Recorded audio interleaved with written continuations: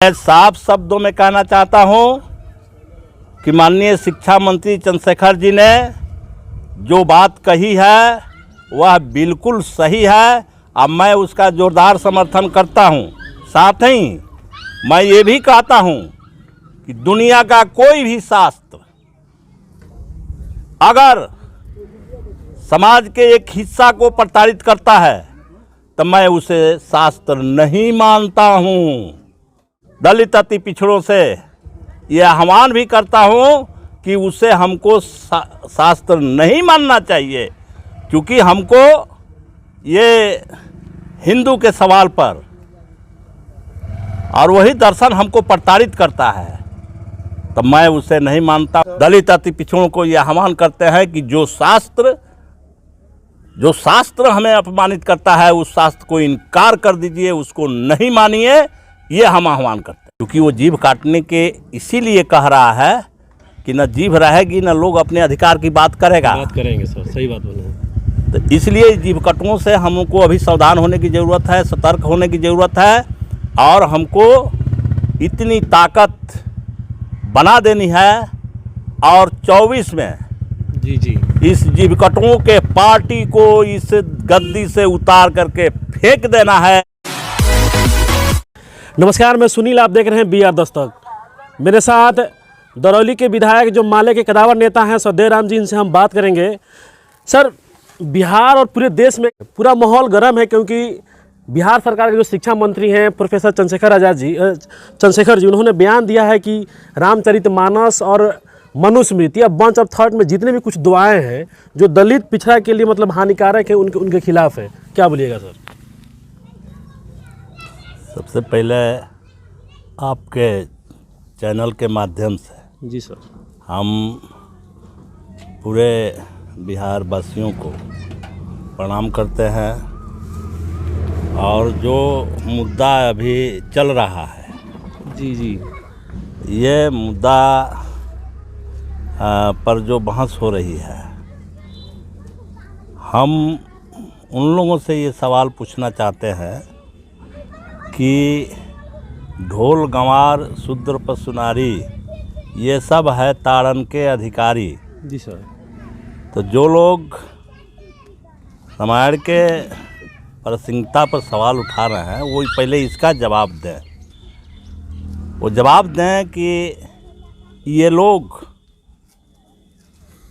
दलित वो हिंदू है कि नहीं है, पहले इसको वो बाइफरकेट करें, फैसला करें पहले। हाँ जी, साफ शब्द में। ये गोल मटोल करके ये अब नहीं चलेगा। पहले वो हिंदू है कि नहीं है। जी सर। आज अगर वो हिंदू है तो क्या वो प्रताड़ित करने के लिए है? सही बात है सर। मैं साफ शब्दों में कहना चाहता हूँ कि माननीय शिक्षा मंत्री चंद्रशेखर जी ने जो बात कही है वह बिल्कुल सही है और मैं उसका जोरदार समर्थन करता हूं। साथ ही मैं ये भी कहता हूं कि दुनिया का कोई भी शास्त्र अगर समाज के एक हिस्सा को प्रताड़ित करता है तो मैं उसे शास्त्र नहीं मानता हूं और तमाम दलित अति पिछड़ों से यह आह्वान भी करता हूं कि उसे हमको शास्त्र नहीं मानना चाहिए, क्योंकि हमको ये हिंदू के सवाल पर और वही दर्शन हमको प्रताड़ित करता है, तो मैं उसे नहीं मानता हूं। जो भी दुनिया का कोई भी शास्त्र हो, अगर वो हमें प्रताड़ित करता है तो मैं उसे शास्त्र के रूप में नहीं मानता हूं। इसको लेकर के चाहे जिनके पास जो भी तर्क हो वो दे सकते हैं।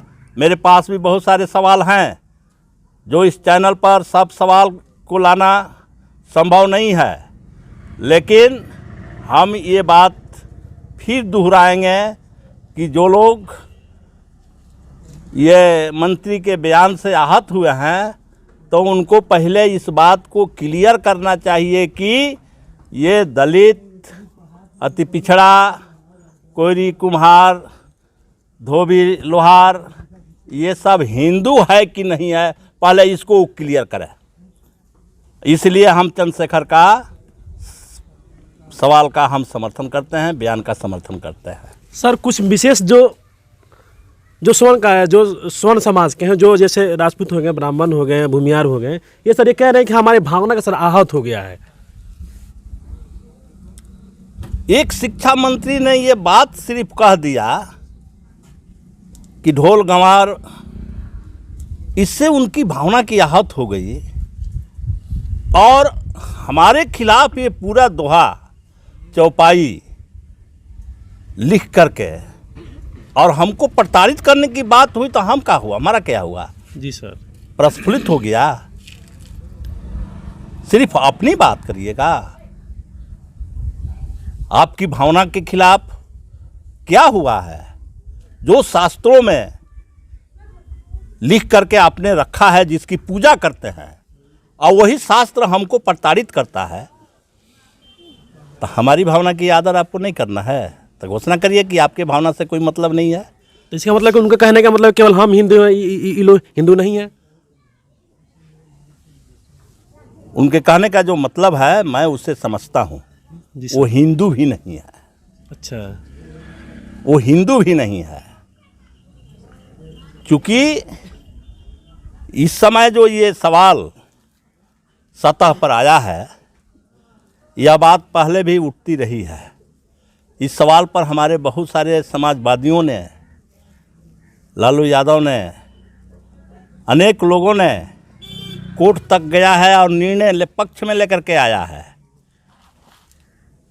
उस समय किसी को इस पर इतना बवाला नहीं मचा था।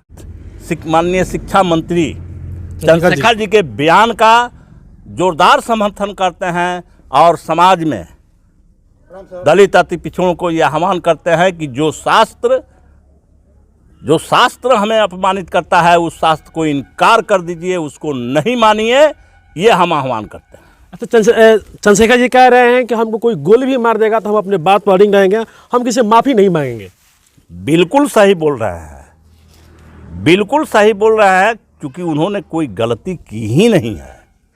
तो जब हम गलती नहीं करेंगे तो माफ़ी क्यों मांगेंगे? माफ़ी किस बात की होती है? जी सर, माफ़ी तो तब मांगी जाती है जब अपने से गलतियां होती है।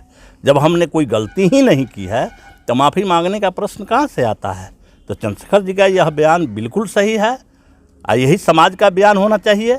गलत को ना माफ़ी मांगना चाहिए, गलत को पनिशमेंट करना चाहिए जो गलत करता है। जी जी जी, लेकिन उन्होंने तो कोई गलती की नहीं है। जो उसमें लिखा हुआ वही बात वो बोले हैं। वो बिल्कुल वही बोले हैं। तुझको अगर ये बात से इतना आहत पहुंचता है तो उसको वहाँ से हटाओ। जी सर, सारा इतिहास बदल रहे हो, सारे पुराने नाम बदल रहे हो, इसको क्यों नहीं हटा रहे हो? हमारी जोरदार मांग है कि ये सरकार तुलसीकृत रामचरितमानस के पन्नों से इसको हटाए, और तब कोई बोलता है तो आहत हो, तो हम हटाने की मांग करते हैं। जिस तरह से आपने सारे स्टेशनों का नाम बदल रखे हैं, जिस तरह से इतिहास बदलने की पूरी कोशिश कर रहे हैं, जिस तरह से जो है आप संविधानों को तो ख़त्म कर चुके हैं, लेकिन अभी उसका कुछ हिस्सा बाकी है, कुछ हिस्सा बाकी है, तो इसको क्यों नहीं हटाते हो? ये काम क्यों नहीं करते हो? न रहेगी बांस, न बजेगी बांसुरी, न रहे उसमें लिखा रहेगा, न कोई पढ़ेगा, न कोई बोलेगा, ना कोई कहेगा। सर, एक अयोध्या के एक संत है, कह रहे हैं कि जो चंद्रशेखर जी का जिभवा काट के लाएंगे उनको हम 10 करोड़ रुपया देंगे। नहीं, ये बात तो उन्होंने ठीक कहा है, क्योंकि अभी देश में तो जीव कटुओं की एक प्रचलन बढ़ा है, मतलब होड़ लगा है।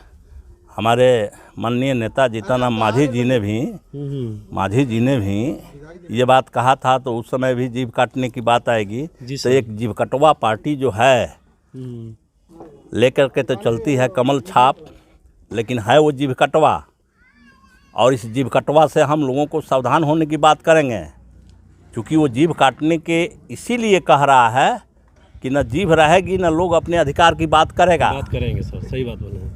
तो इसलिए जीव कटुओं से हमको अभी सावधान होने की ज़रूरत है, सतर्क होने की ज़रूरत है, और हमको इतनी ताकत बना देनी है और 24 में जी इस जीवकटुओं के पार्टी को इस गद्दी से उतार करके फेंक देना है और मेहनत कश आवाम के लोगों को वहाँ दाखिल करना है।